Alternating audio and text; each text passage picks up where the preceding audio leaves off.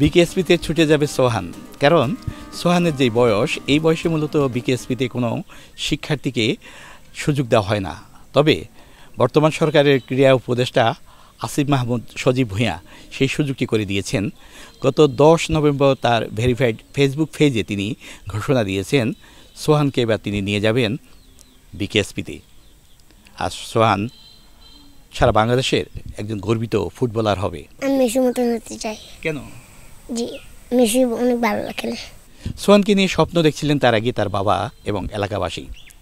তার বাবা বলেছেন তিনি বেশ আনন্দিত তার ছেলে বিকেএসপিতে সুযোগ পাচ্ছে। আমি দেশবাসীকে ধন্যবাদ জানাই, আপনার সাংবাদিক ভাইকে ধন্যবাদ জানাই, সবাই মিলাই এই জায়গায় আমাদের পুষাইছে, আমার ভালো লাগছে। সোহানের যে প্রতিভার ভিডিও দেখে ওকে যে বিশেষ কোঠায় তত ক্রীড়া উপদেষ্টা তাকে যে বিকেএসপি সুযোগ করে দিয়েছে, আমি বিশ্বাস করি বর্তমানের জন্য এটা একটা মাইল ফলক। আর এই শিশুদের মতো যারা সারা বাংলাদেশে খোঁজে যারা প্রতিভা আছে, যদি এদেরকে একত্রিত করা হয় তাহলে নিঃসন্দেহে বাংলাদেশ ফুটবলের জাতীয় পর্যায়ে ভালো কিছু করতে পারবে এবং পাইপলাইনে জাতীয় পর্যায়ে অনেক ভালো খেলোয়াড় সৃষ্টি হবে। এমন একজন সোহানের জন্য বিকেএসপিতে হয়তো আগামী দিনে হাজারো সোহান তৈরি হবে, যারা বাংলাদেশের ফুটবলকে দেশ ছাড়িয়ে গোটা বিশ্বে পরিচিতি করে দেবে।